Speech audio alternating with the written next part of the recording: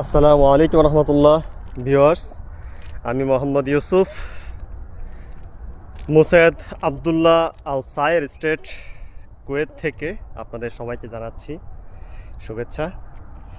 আসলে আমরা এই বিদেশের মাটিতে পা রেখে আমরা বুঝতে পারি আসলে আমাদের বাংলাদেশটা কত সুন্দর। দেখেন, এখানে সামান্য কিছু অংশ আমরা দেখতে পাচ্ছি সবুজে ঘেরা, স্বল্প কিছু অংশ, বাকি অংশটুকু দেখেন রোদের তাপদাহে ঝলসে গেছে একেবারে। দেখেন কি অবস্থা, দেখতে পাচ্ছেন।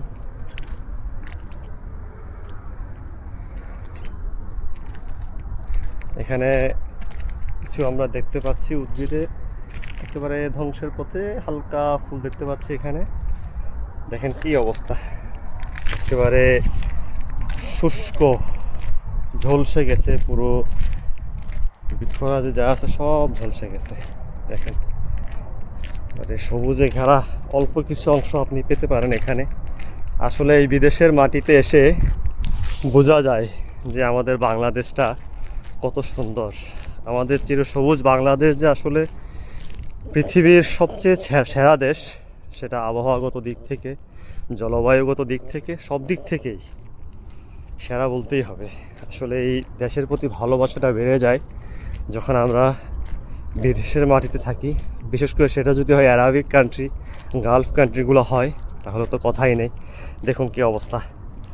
এখানেও দেখতে পাচ্ছি একেবারে মৃতপ্রায় কিছু ফুলের গাছ। দেখেন হালকা কিছু ফুল দেখা যাচ্ছে, বাকি ঝলসে যাচ্ছে।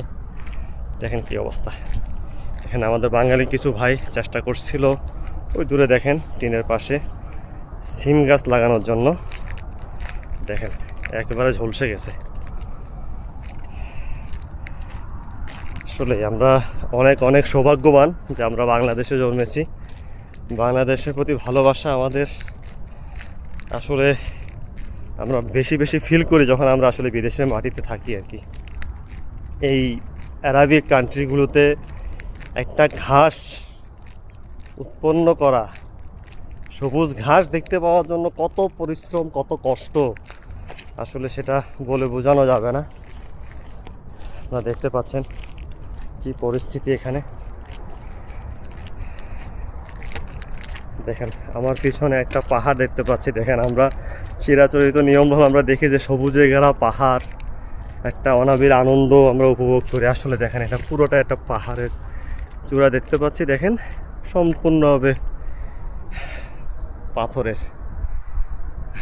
আর দেখেন মাত্র এখন বাজতেছে 5টা 42।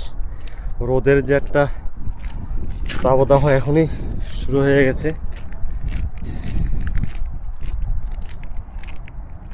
দেখেন আমরা আসলে অনেক সৌভাগ্যবান যে আমরা বাংলাদেশের মতো একটা দেশে জন্মগ্রহণ করেছি, আলহামদুলিল্লাহ।